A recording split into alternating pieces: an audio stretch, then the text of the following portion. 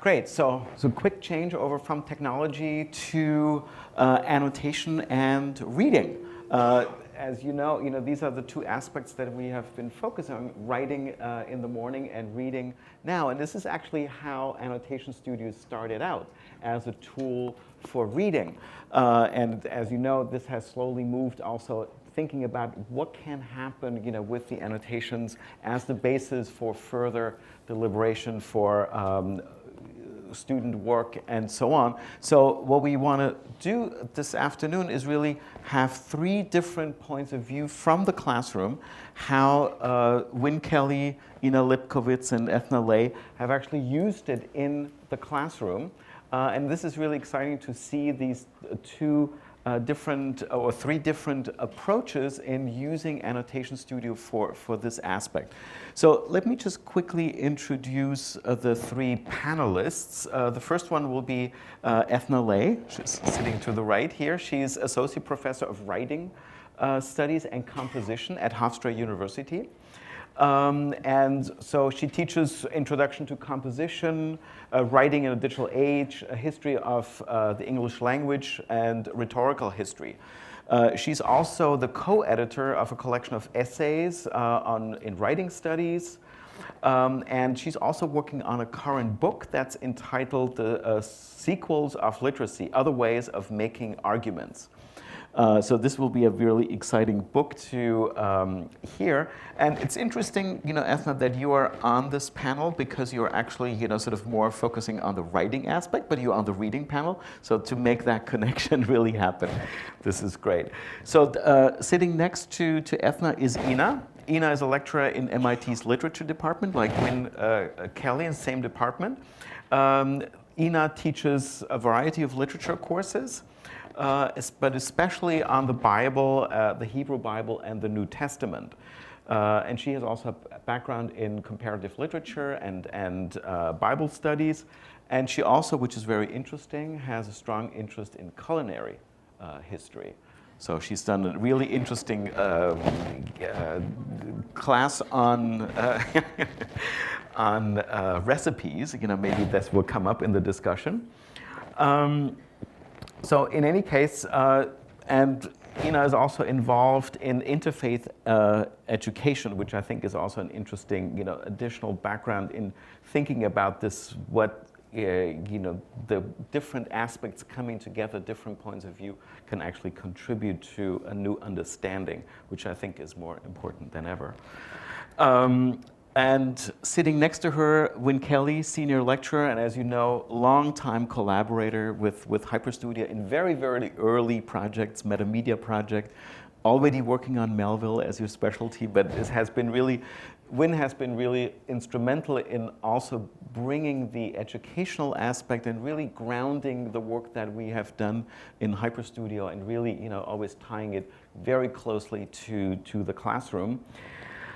So Wynne teaches classes on American writers, literary genres, all different kinds, comedy, melodrama, and so on, and also writing about literature. So there's the writing part again.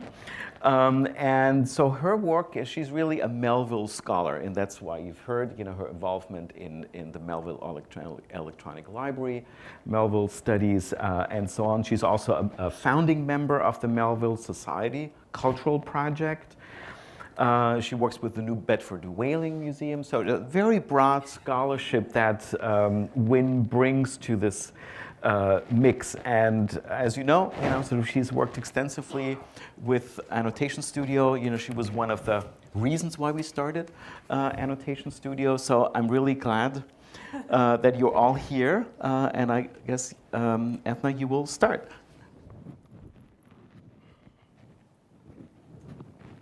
Hi, everybody. Thanks. I'm really glad to be here. I should say that we're going to pick up on the theme of the multiple voices that you hear when you get to read together, when you get to read collaboratively. And so that's what I'm going to start with.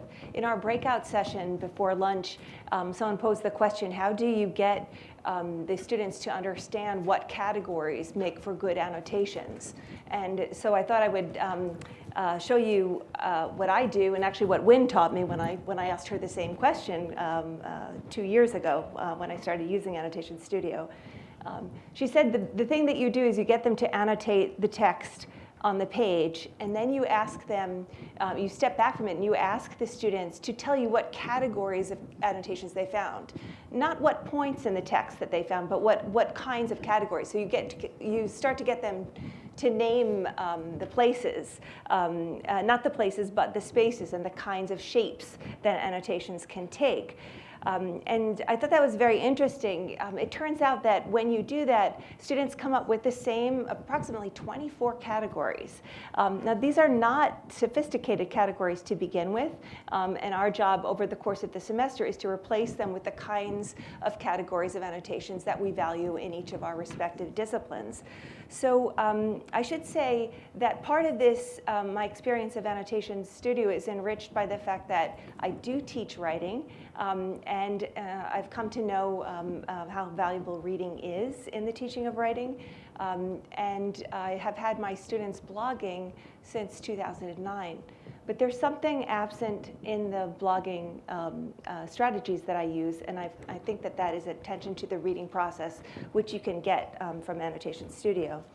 So in my first foray into Annotation Studio, I made quizzes, right? Because that's what you do. I don't know what this thing is. Let me test them. So you can see, tell me about, do this work, and then tell me about it, right? What's your experience of annotating this text? And do that, write about it persuasively, and compare what you made and what you think you made and what you think other people made. Of course, these are all on blogs, so they can ostensibly read each other's blogs. This is my course blog. This is my nod to John's fluid text. My course blogs usually figure water in motion because that's what's happening to writing. And then all of the student blogs are in a blog roll running down one side of the page usually. So students responded to this assignment very positively. These are, you'll notice, September responses. You'll also notice how young they are, right? Shannon's blog is pink, and the blog title is, "Hey, it's Shannon," right? And there are really silly things happening on this blog, except her writing, right? And this will change because they do change over the course of the semester. And what she reveals here is, I think, very telling. The link posted for tonight's homework sent me somewhere I didn't expect to go. I expected to have to read a piece of work and annotate it. Upon arriving to this link, I realized that the first part on the website was describing how to annotate. It covers the big ideas, such as highlighting and rereading the text. And the next part showed an example of a piece of writing that was marked up with annotations. So all of a sudden, there's some mystery that's being dispelled. And then I'll cut to the chase here. She said the first markups on the left side were the basics, which those other readers probably wrote while reading, while on the other side involved thinking.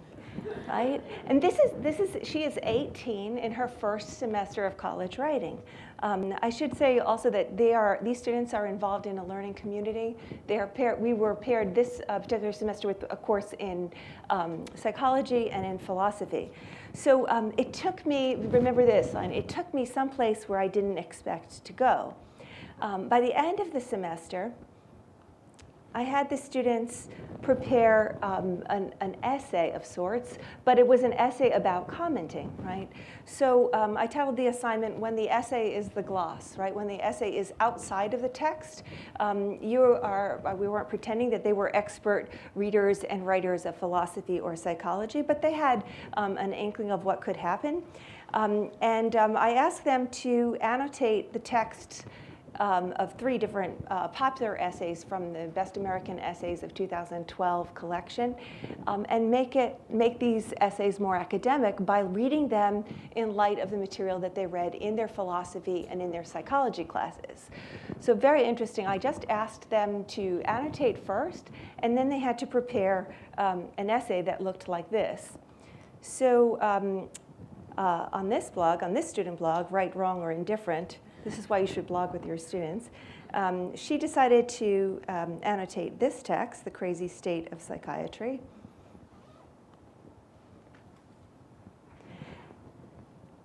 And if you were looking to see what happens, now at this point, as Jamie just explained, at this point to extract the annotations, it's not easy, right? You can't do it unless you ask him. He'll do it for you. But they can do it. They can cut and paste, right? And so what Lorraine had to do, and all of my students had to do, was go back into the annotations and select the text that they would use and comment on the essay again in a more sophisticated, more interesting way. They also had to cite them. I don't know if you can see this here. She's writing here about atomism is a theoretical approach in which one views all things as having distinct, and she tells you at the end of it, this is from Lucretius, The Nature of Things. So she's using, there's some obvious explicit transfer happening here between the three classes, and she had to do this 3 times. This essay, or this gloss essay, is at this point, because it's my first time through with Annotation Studio, I thought it was very successful. I asked them to give an abstract at the top and a conclusion at the end. The conclusion usually had something to do with how they liked working with Annotation Studio, because they didn't really know what to do with what they had accumulated. Notice if she uses annotations from other students, she cites that as well. So, and here's what she concludes. The experience of annotating the essay with what I learned from other classes was very thought-provoking. I've often read things before and thought that it related to some previous knowledge, but I never directly commented on the connection between 2 ideas. At times I found that the information was there in my head, but I could not remember where I first encountered it. It was interesting to note, however, that a single essay could be associated to several different subjects.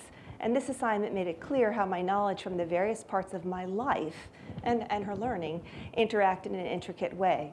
I think that's a good end to a first semester, right? I mean, this kind of what it means to be an educated person. So I don't know. I have too many screenshots of what Annotation Studio looks like in action. I'll just show you a little bit. So when a class of 20 annotates a text, and this is one of the shorter essays that we read from the best American essays of whatever year it is, or whatever previous year it is, it looks just like that yellow highlighted text that Suzanne was mentioning, right? That's how they annotate. And then when they hover over the text, right, things start happening. And this is where, these are the things that they categorize and start to label. What kind of annotation is this? And then they start to ask questions. And again, like Suzanne, I'm heavily influenced by this team here at MIT. As things went on, I would nudge them. I would seed questions as well. And then they started asking questions. Here in the middle, after a few other annotations, a student writes, I'm only highlighting the last sentence, but it's about the whole paragraph. Why was this necessary? And this is a notion where the writer is giving away a doll and embracing books. Or was it to show that she is growing up? It's pretty detailed for that. Or maybe it shows that he's committed to things like the doll as a connection, you know, as an object of affection. And even more convincing are, I think, where they have these kinds of very young remarks. I'm like that too, right? OCD. And then the next student, affection for reading, ownership, idea displayed again. And they start to argue with each other over the text. So there's quite a lot of that going on. I'll slide to the end of the slides here, because in this essay by Jonathan Franzen called Farther Away, it was later in the term, so something different happens. Again, here's what the text looks like. You can see that on the right-hand side that the things are in the order that they're related, so you can tell what influence is happening. And then the next screen. This whole passage shows the boredom level and how he managed to distract himself. Franzen here is writing about his despondency following the death of David Foster Wallace. And they start to make lots of observations that they couldn't before. Why are we bored? Well, because we're reusing words, and there are run-on sentences and all kinds of rhetorical moves that we had been talking about. And then the imagery. And then they start to make notes about things that they see on the ground, right? The visibility, the views that the writer experiences. Here, the note says visibility dropped to a few hundred feet, and I began to stop every 10 minutes to electronically mark my location, like Hansel leaving crumbs in the woods. For a while, I held to a trail marked with mule droppings. And that becomes a conversation, the mule droppings. Why is Franzen having us look at mule droppings? They argue about whether that he has just a low sense of humor, or if something else is at work. The reference to Hansel and Gretel, is this a child's story, or is this about fear of abandonment, being left behind by the friend who has suicided? I jump in there, say, yeah, it does seem like that. And then someone else rejects what I say, and they, which is good. They're pushing back. They forget that I'm the teacher in the room. Says this is a kind of a loose connection, but I can appreciate trying to make things sound more interesting. Too random of a literary connection to it to add to this moment, but also not a detriment to what Franzen is trying to say. And so this is a democratizing space, right, where there's no leader, right, except for their own intellect. This is a fantastic thing, and I'm so glad to be using it. So I think that's good for me. Thank you.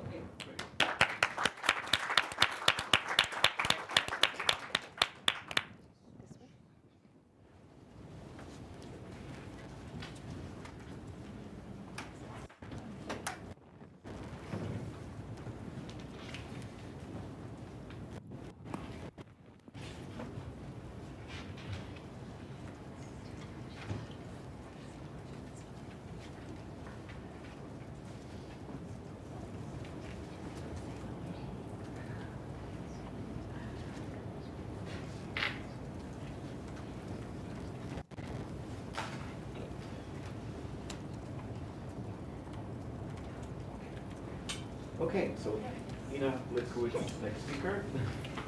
Hi, thank you. As Kurt said, I teach a variety of classes here, some on the Bible and some on food. More specifically, we don't cook together. We probably should. More specifically, historic cookbooks. I also teach fiction classes, and I know from teaching fiction that one of the hardest things to get students to do is be specific. Be pointed, focused, and specific. They love to talk about the big picture, and whenever they talk about the big picture, I say, please bring it down to what we're talking about. Show me in the text. Where is this coming from? It's actually easier to make them to do this with the Bible and with recipes than fiction. So this spring, Wynn and I, it's true. So I'm going to talk about the two instances I have used Annotation Studio with in two classes, one on the Bible, Hebrew Bible and New Testament, and the other on historic cookbooks. We're going to do this on the fiction class this spring, and I'm very eager to see how I'll adapt it for that. So I actually don't know the first time I used Annotation Studio, whether I used it the way I did out of some stroke of unconscious genius or just my inexperience, okay? I'm not sure. I like to think the first. The class is called Reading Historic Cookbooks, and it studies recipes from the late 14th century, which is the earliest English recipes we have, to current food blogs like The Smitten Kitchen and 101 Cookbooks. If you like foodie blogs, you'll know these things. The idea behind the class is that recipes open up onto the cultures that produce them. And reading a recipe, you can learn a lot about ingredients that were available, where were they from, nutritional concerns, religious concerns, economic concerns, gender concerns, who was cooking. They open up into everything because everybody has to eat always, and food is coming from somewhere. So they're great windows into the worlds that produce these things. So that said, what the students had to do, the end project of this class was their own annotated historic cookbooks, where they chose recipes from a variety of cookbooks that I made available to them. A lot of them are digital, are easily available online.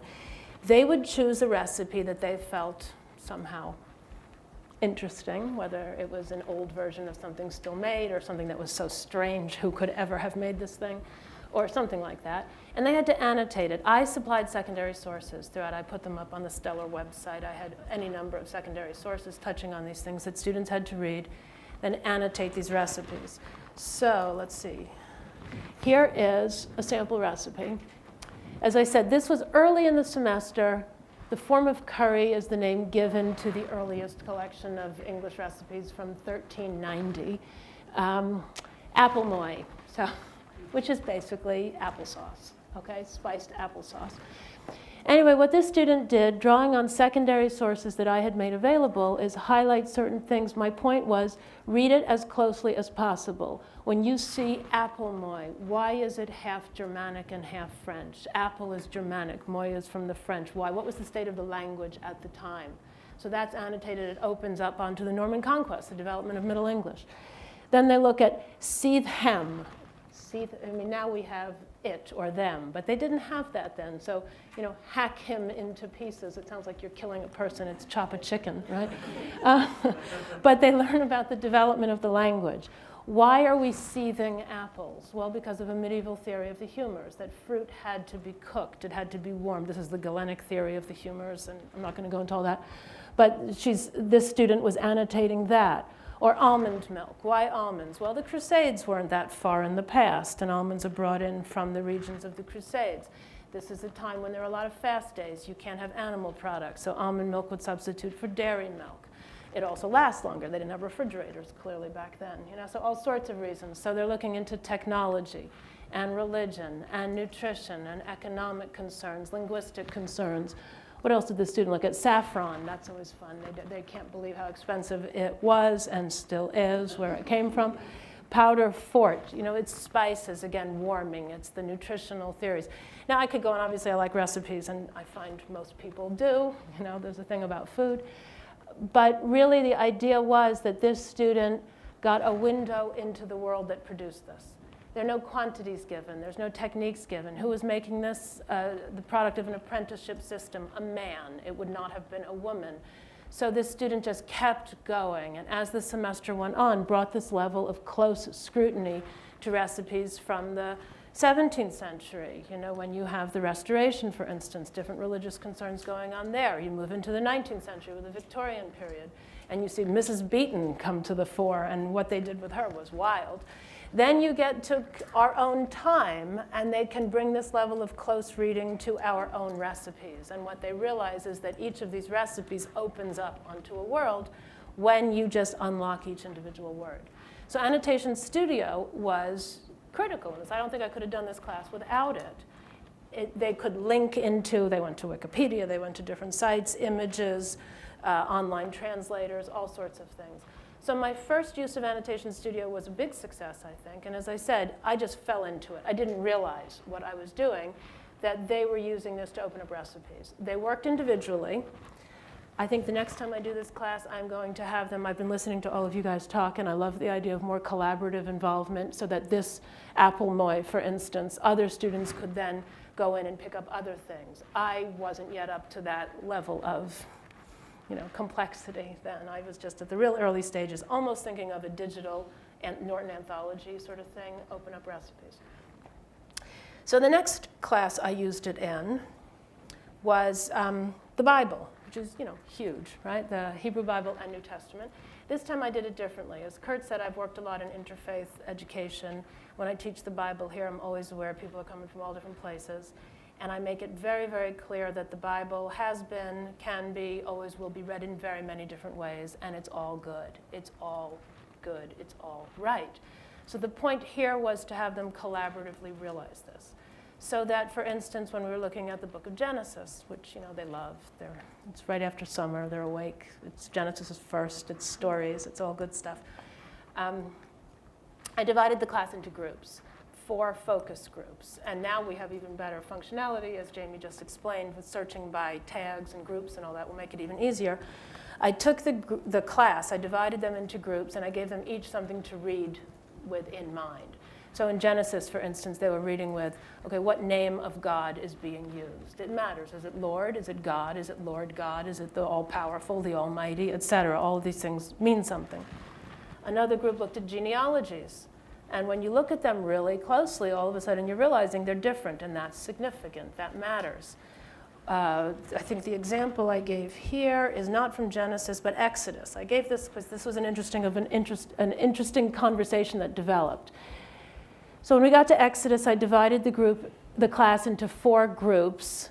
The particular group you're looking at, bread. See, food and the Bible go together. It's nice how my interests all sort of come back to food, right? But there is a lot of food in the Bible. Anyway, this is the part of Exodus where the Israelites are fleeing Egypt. And why exactly, what's the bit with the unleavened bread? Like, what's the reason for this?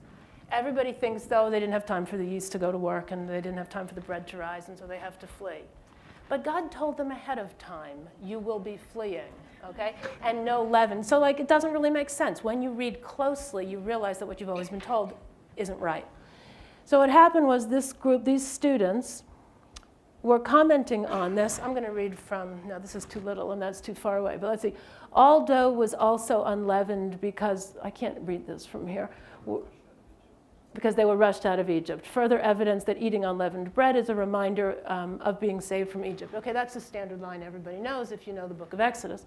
Next student says, well, the excuse for the masses is that they cannot wait to gather leavening. But the Lord clearly plans this out ahead of time, this student notices. So the next student thinks, not sure about this one, and they're responding to each other. Rachel plans what out ahead of time? Yeah? So like a dialogue develops as they're forced to focus on this image of bread. Now it opened up into class discussion, because the next part of this was the groups had to report to the entire class about what they had done. So as they're reporting on this, the class discussion said, so is this God omniscient or isn't he? Sort of a big question when you're dealing with the Bible, right? It's hard to get much bigger than that one. I can try. The other thing it opened up onto, well, what is the business with the bread and all of this? And then we started talking about, well, this was an agricultural festival on which was overlaid a myth of political liberation. So we get into the compiling of the Bible, ideas of divine omniscience or not. What about the leavened bread? Well, the Egyptians were the big bread bakers. What about the yeast in the area and the beer drinking in the area? The students had a lot of fun with this one. But it all came to this conversation that evolved outside of class time when I gave them very focused things to look at with Genesis, Exodus. I also had them do it with Isaiah, the gospel nativity scenes, and again with the crucifixion. And my point behind all of this in the cookbook class was recipes are these like innocuous little things you take for granted. That's what people used to think until food studies hit. But they used to think, oh, this is just a recipe that's telling me how to make French toast. Scratch the surface and you see a whole world behind it. But you got to get into the surface that Annotation Studio can do. With the Bible, there are so many ways it can be read, and it's all good. And this collaborative approach taught the class how many ways these passages could be understood. And I thought I would, oh, and by the way, the essays came out of this, so that the written component of this was the essay topics were keyed in with the Annotation Studio topics. But I thought I would conclude by reading something a student wrote in the course evaluation at the end of the Bible class, and I love this. The student wrote, I would like to see more Annotation Studio exercises. Those were really helpful. They are so young, you know, they're really helpful. And it was really interesting to see the comments of other people. Also, it made me feel like my comments weren't completely off base when I saw people commenting about similar things. So in this really great way, this student pointed out that, I don't know, he or she, I don't know who wrote this, that he or she, it was reassuring to see other people had the same questions, had different responses, conversations could develop outside of class that informed class discussion. And the takeaway I had from all of this is that Annotation Studio can be adapted to the pedagogical purpose you've got. If you want them to open up a text, it can do that. If you want it to foster collaboration, it can do that as well. You just have to think it through or fall into it accidentally, as I did first time around. But after having fallen, now I can think it through. And so when Wynn and I are using it in fiction, I have to rethink once again how this tool can be adapted for the purposes of opening up fiction. Thank you. Great.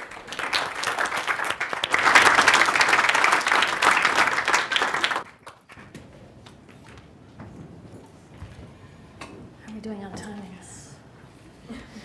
Okay. Okay, thank you. Thank you so much for being here. I put myself in the position of somewhat summarizing what I do this time. I've talked a lot about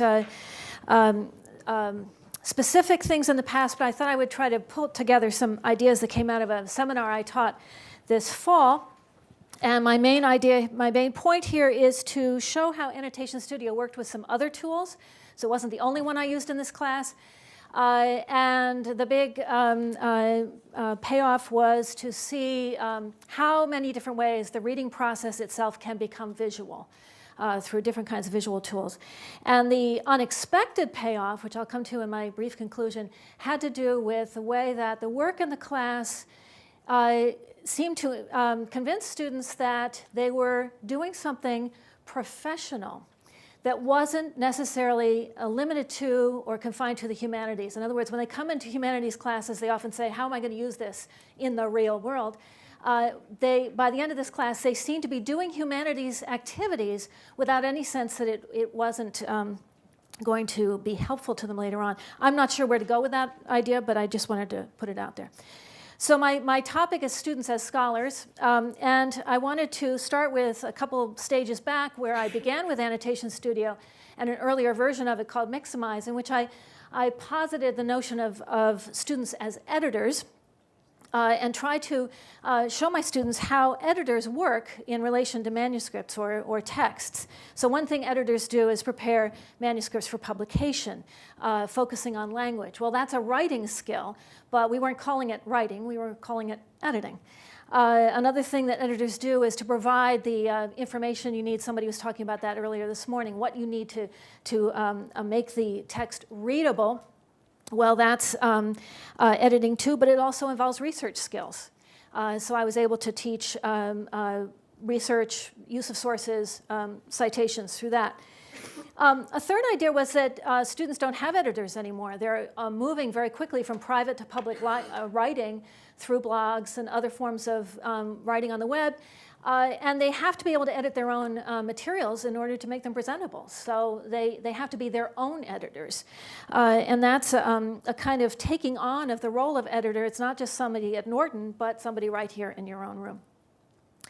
I found in this concept that digital annotation was the first stage of the editing process, that it made reading visible. I could actually point to a page with all that yellow on it and say, look, you guys really like this paragraph, without even getting into the content. And it seemed to make writing purposeful as well. The big effect was that editing seemed to be a lot less scary than writing, and they became better writers without even seeming to think about it. So those were my first forays into using Annotation Studio. What I went to next was an undergraduate seminar called Mapping Melville, in which I wanted to use Annotation Studio in relation to some other tools that we'd been playing around with here at MIT and and also at Mel.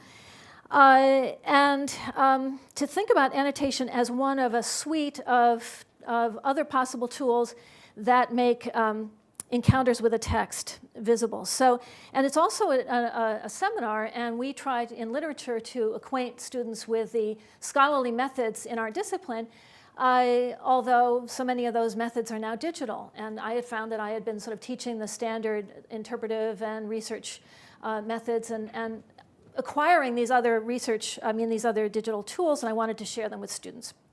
So I introduced three.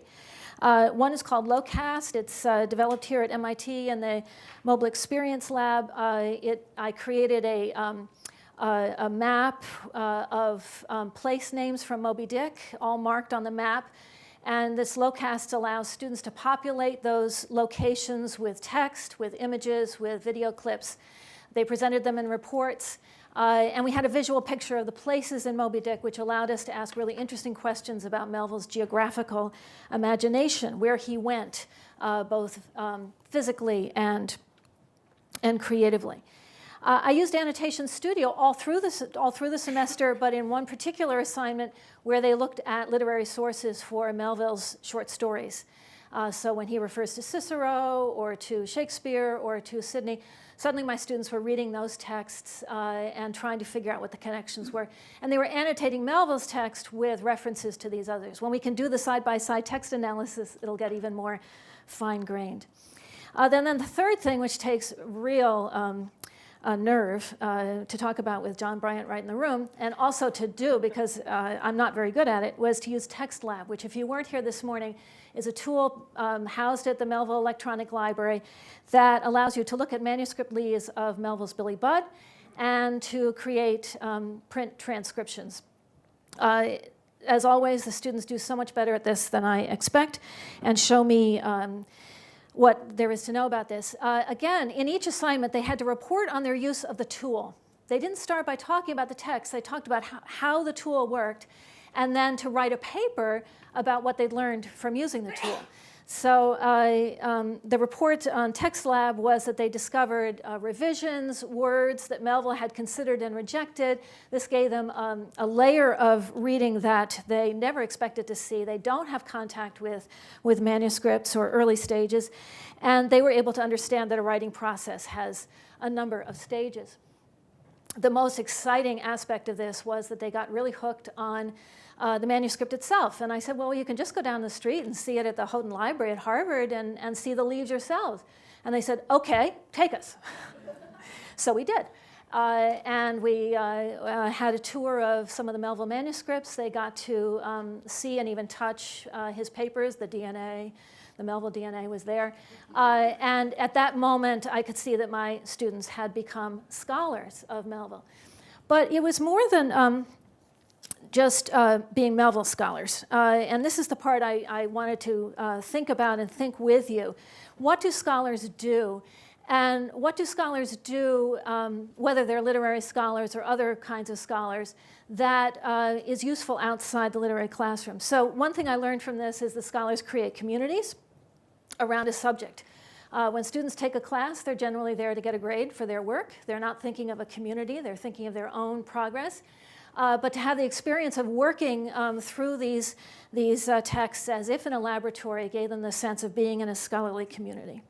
It gave them new ways of thinking and looking at materials. Again, I think students come into literature classes thinking that these books have all been written and the interpretations have all been said, and there's nothing really new they can do with these materials. And yet here they were encountering them in fresh ways. Scholars have to take risks and experiment and live in states of painful ambiguity.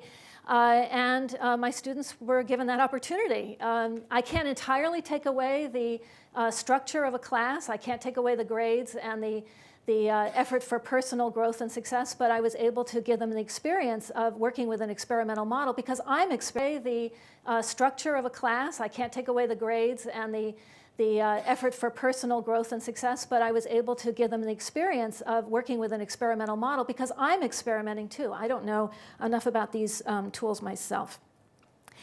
There was also an element of design in this, and I'm quoting here from a student who said that she thought the class reminded her of design theory that she was learning in her engineering classes. So she was talking about the mantra that she had learned to design, ideate, and test. And to some degree, we were able to do that using some of these tools, that we were able to design assignments, work on them together to ideate, to share ideas, and then use the papers to test their ideas. Again, it was less about their having an argument. They did have an argument, but it was testing. And of course, that's the old meaning of the word essay, to try, to test, to assay. And I felt they were getting much closer to that meaning in that work. And then finally, of course, collaboration. When scholars collaborate, they're nurturing their individual growth, but they're also growing the field. And I think without any of none of my students is going to go into literary study, but they began to be aware of what scholars in this field do. And the interesting thing for me to see was that this gave them a sense of what any expert in a field has to go through. So whether they go into literature or not, they've had an experience of something like professional work through this digital experience. So it gave me a wonderful new insight into my own teaching and learning and scholarship as well. Thank you very much.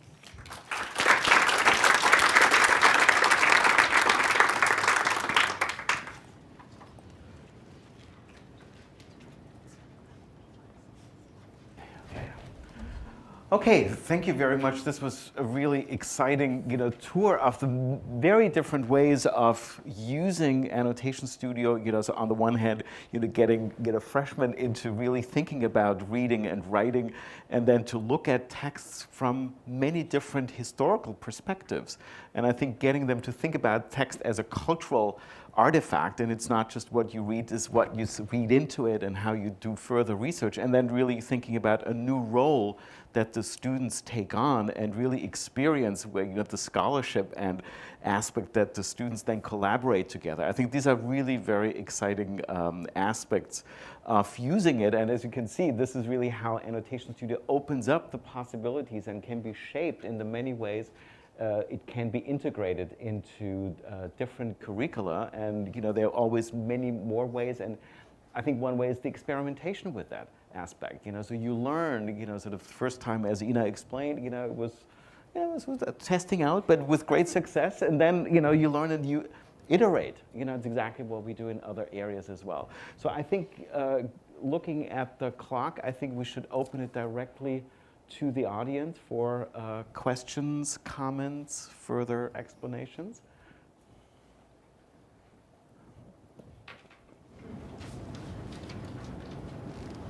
No questions? So, yeah, I'll ask one question. I think, was it, oh, there's one? This is actually kind of a silly question, but so why was the bread unleavened? Yeah. What is it about food? You got these brilliant people here, and people want to know about food. I used to teach a class on food writing, so Why is it? You want my opinion? yes, I do. My opinion? The Egyptians were the masters of bread baking. They're the ones who developed yeast technology. Okay, and a lot of what the ancient Israelites did was distinguish themselves from the Egyptians, who had been their masters. So an awful lot of the early Israelite traditions were done in reaction to what the Egyptians were doing. Personally, I don't think it has anything to do with Russian out of Egypt. Sorry, that's what I was taught growing up, but that's what I think. You can go to the MFA and see really great little figurines of the Egyptians kneading bread. Wow. Yeah.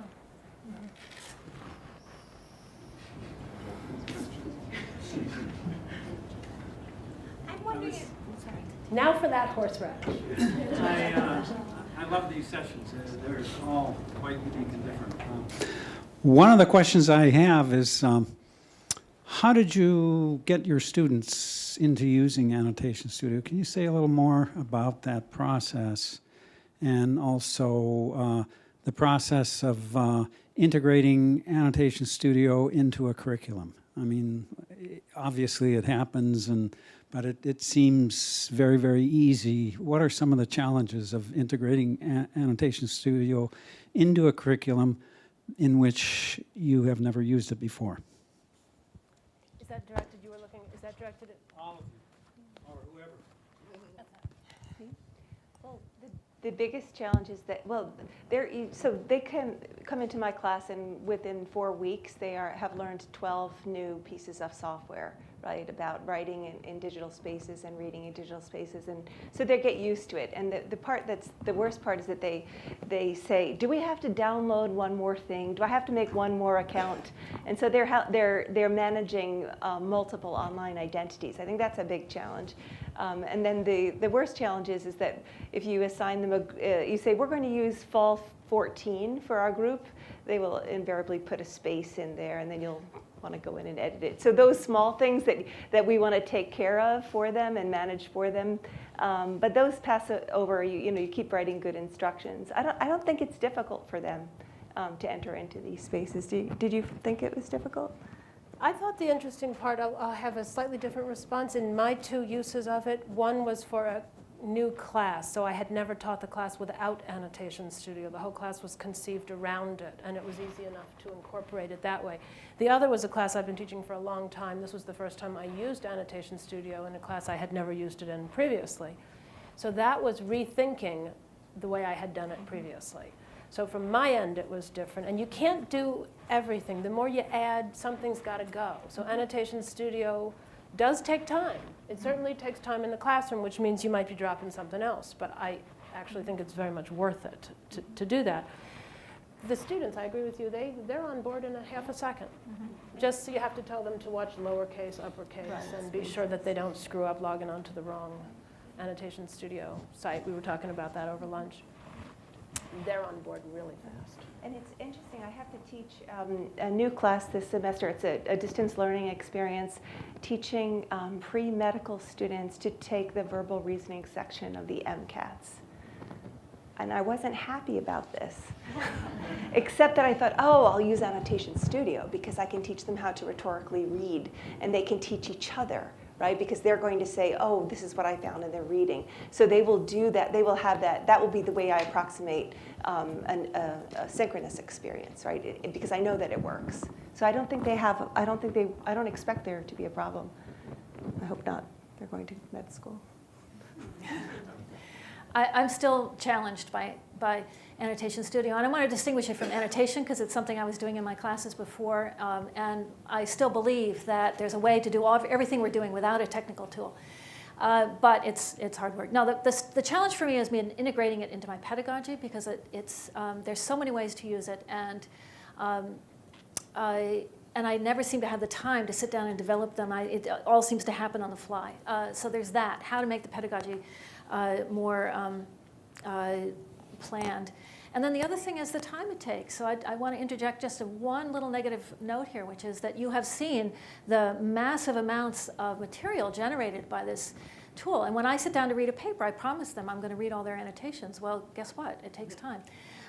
When we have a way to organize that, and it seems as if we're almost there, I think it'll be easier to filter them for certain things. But if you're working with it as raw data, it's raw. And the integration is really much heavier on my end than on the students' end. I think you're right, the students pick it up very quickly. And now, Jamie, you said you can search by student.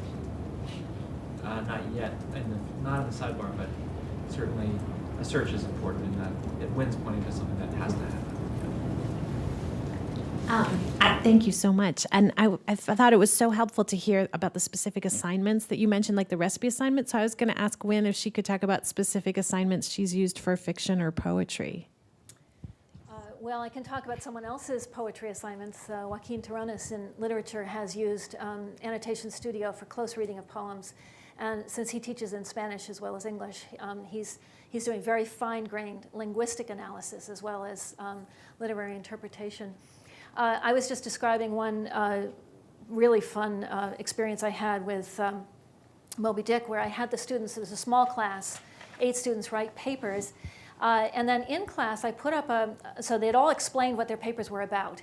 They were in the process. I put up a passage that none of them had quoted, and I said, how would you incorporate this passage into your paper given the framework? It was almost any passage in Moby Dick will probably work with many topics. And annotating, each annotated separately what each person would have to do to make that passage fit into their paper. And it gave them a very clear, immediate sense of how interpretive models differ.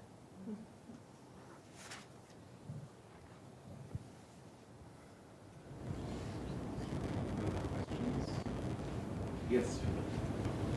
I wonder if and how you manage the distinction between annotations made for yourself as personal annotations and annotations to be shared with the community, given that today you can also make public and private annotations in the Annotation Studio, and the distinction you gave earlier today, as in one being more valuable from scholarly perspective, but then there's the learning part. Well, in the beginning, it's all equally valuable because it's coming from wherever place they are in their thinking capabilities. But as each discipline has criteria for what's valued, right? So you want to teach those attitudes, and so I don't know. I wouldn't toss anything. I leave the whole big glorious mess there, and then they can go back now and add tags and layer them so that things are useful for their next writing or their use of them, co-opting each other's annotations as well. So I think that they make the evaluation. It returns to them ultimately. I'm a big believer in the private annotation. And I think I've probably done less social annotation than my colleagues here because I want to protect the reading space. So I encourage them to use private annotations for quite a while, for the first few weeks of the semester, not to share it all, because I want them to get the sense of their own voice. And then I'll introduce it in class, start doing it in small groups. So we don't get to public annotation for quite a while. Do you coach them on the private annotating? No, my approach is to keep it very open at the beginning and just to let them play. And then eventually I'll introduce some guidelines and some questions, and why don't you try this? I pay a lot of attention in those first papers to what they've annotated, and when I make my comments, I'll say, you know, you annotated this passage, didn't make it into your paper. What if you tried this? And it gives me a view of their thinking process that has never been available to me before. So I like to protect their privacy around that. I suppose my use of Annotation Studio has really been more to support the writing process, even though I'm here on a reading panel. In the sense that it's more a part of their writing assignments than perhaps classroom discussion. I'm still working on how to build it into classroom discussion. And I haven't had any issue with that. I think the classes, it's a question of what it is you're looking for. Annotations can be so many different things. They can be informative, they can be emotional, they can react, they can do so many different things. So I think the question depends on how you're using it, how you've introduced it in the class. I was never all that comfortable with saying, annotate this, because I might get a list of annotations like, wow, cool, neat. I don't find this helpful. Okay, maybe it's sort of like what Suzanne was saying, the highlighter. It's calling attention, but to what end? So I didn't ask people to respond openly because I was worried about that sort of a thing. The first kind of annotations I had were informative, so there was no embarrassment or difficulty sharing. And the second time around was all along meant to be collaborative. And the group was, it was a very friendly group, so I never had any issues with it. So I'm not quite sure how to respond other than that. I want to add something else. I think there's a lot of risk in learning to write and in learning to read publicly and collaboratively this way. And I think that our students don't have a central text in mind when they think about reading or anything. You know, when we've been looking at a couple of times today with Alex's conversation earlier with the history of textual annotations, right? What's at the center for our students? And it's not writing, you know, so by introducing them to that, this is something that they should respond to, that they belong in the text, that the reader is part of the text and part of the fabric of the text, I think is novel, and that's why I want to watch the whole thing and have it play out in public, and because my students don't come to me as readers, but they leave me as something closer to being a reader, I think. I mean, so that's why, you know, I like it to play out in a very public way. It's interesting because the blogs, it doesn't work on the blogs in the commenting feature because that's writing. This is reading, right? Even though they're writing and they're reading and writing together, and so it's kind of got that shell around it. Annotation Studio is like this, like, oh, it's public, but it's not really public, like a blog. When I ask them to comment on their blogs, unless I assign some point value to it, they skip that step. So I think that this is a very interesting space and very clean and elegant, as you've seen. So I would just add one sentence, which is that my students are really used to being public.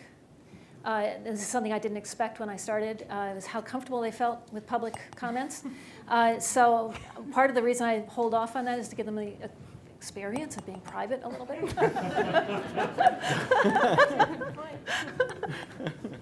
the mute button. Yeah. So I do have a question. When you talked about the role of the student is changing, you know, student as editor, student as scholar, and so on. I'm wondering, to what extent is our role as instructors changing? What's your experience on that? Have you? Well, in relation to the seminar, I had this real experience of being among colleagues.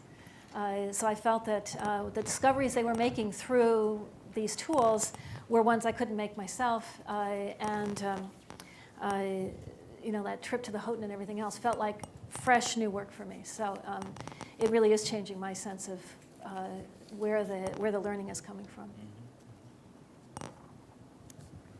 I think that there's a note of caution in that. As I was saying in one of the breakout sessions, I was talking with a few people here.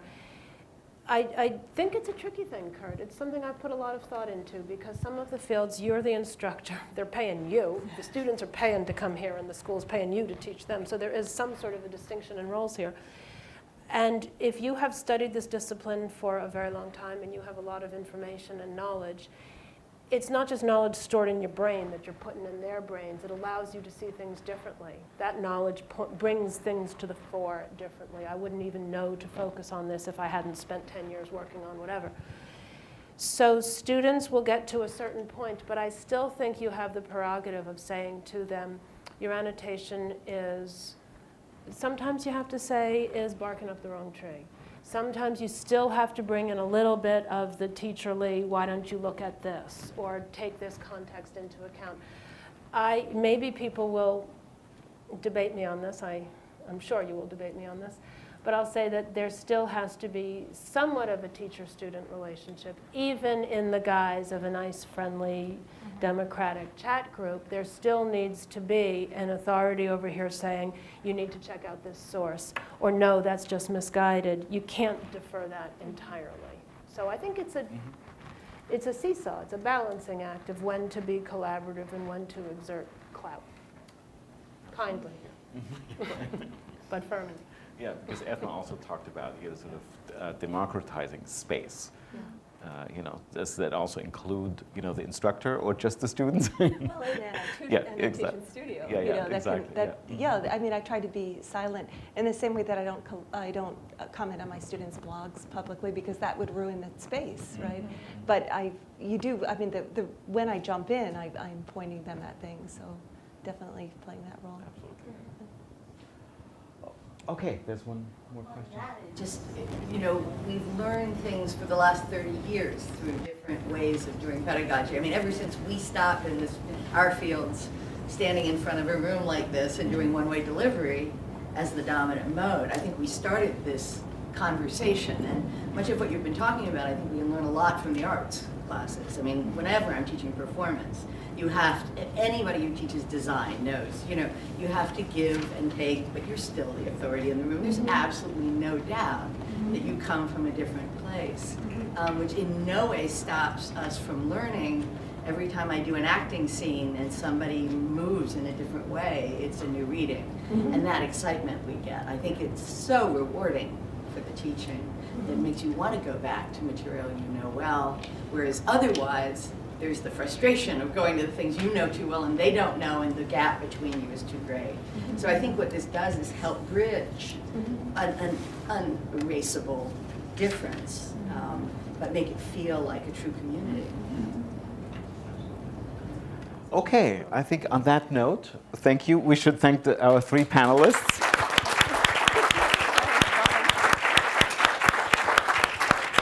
And certainly the conversation doesn't end here. So you can continue the conversation about annotation and reading in room, what is this?